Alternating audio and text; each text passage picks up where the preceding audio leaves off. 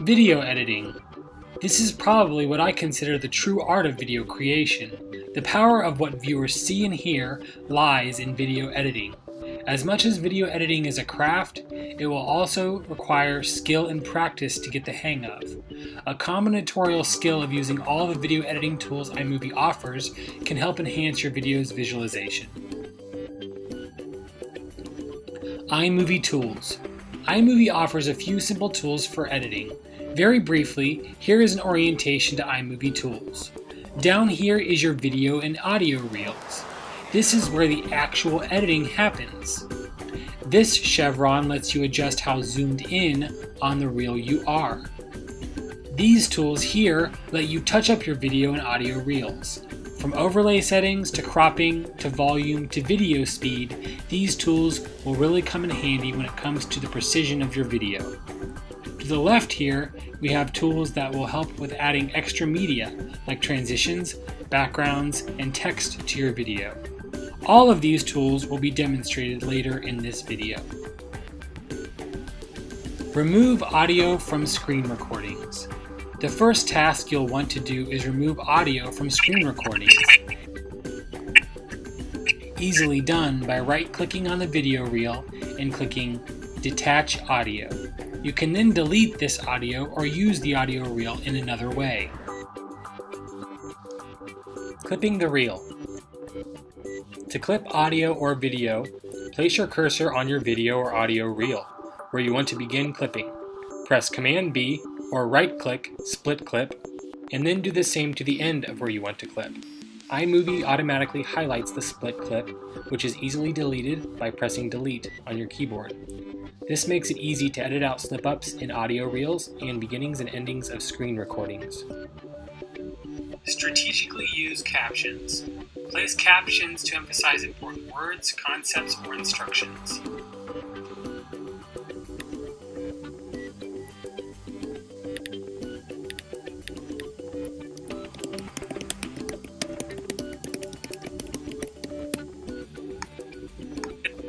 Place captions to emphasize important words, concepts, or instructions. Align your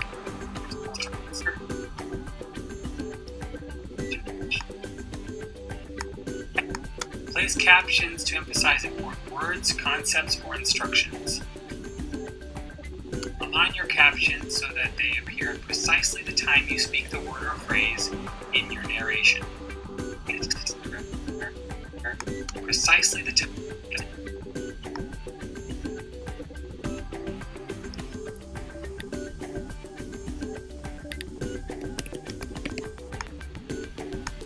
They appear at precisely the time you speak the word or phrase in your narration.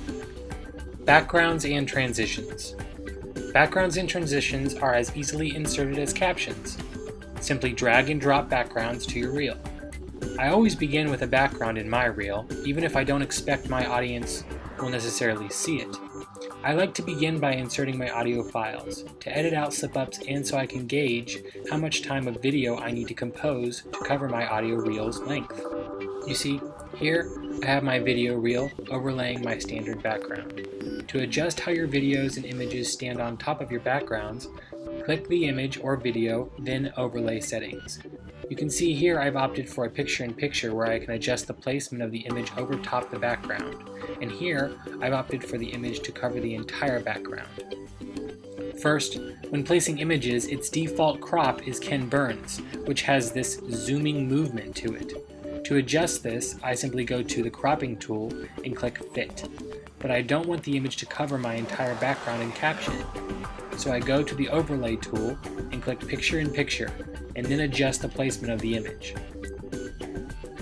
For the clock here, I do want a Ken Burns effect on it, so I'll leave that default setting, but I want it to cover the entire background, so I use the Overlay tool to create a cutaway, which means the video or image on top will cut away from the main reel.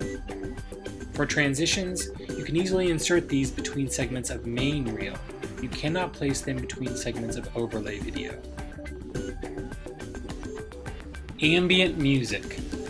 There are a number of ambient music sites from where you can find appropriate background music that suits your video's tone. A personal favorite of mine is audionautics.com.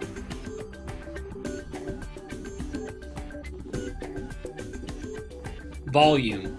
Your background music shouldn't overshadow your voice. Once you input the background music, listen carefully to your voice, and if at any point what you say is unclear, divide that segment of the music out by clipping its beginning and ending and then adjusting the volume of that clipped segment to an appropriate level.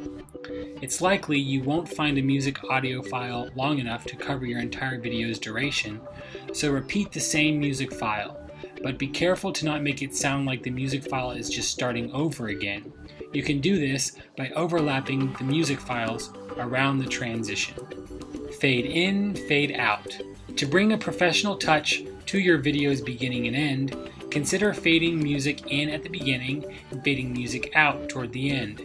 You might also increase the volume of music segments at the beginning before you begin talking, and at the end during scrolling credits. Length. The length of your video is one of the determiners of your video's success. According to Wistia, a video hosting site, it tracked video watching behavior for 5 years. According to their data, there is a 5% viewer drop-off for every minute after 60 seconds. The magazine Technical Communication says a length of 15 to 60 seconds is optimal for audience engagement and for keeping what needs to be remembered to a minimum. However, since such a short duration is quite difficult to really communicate any complex instruction, the magazine cites research that tells videographers to aim for 2 to 3 minutes. Other sources recommend front-loading videos in order to present the most important information to the widest viewership as possible, but this forsakes a coherent and comprehensive lesson. Thus, it is a good idea to measure out the length of your video after recording your audio files to determine how many videos you might need to break your lesson or instruction into. Once you have a better sense of what information will fit into which video, you can more strategically break your information up for the construction of your overall instruction.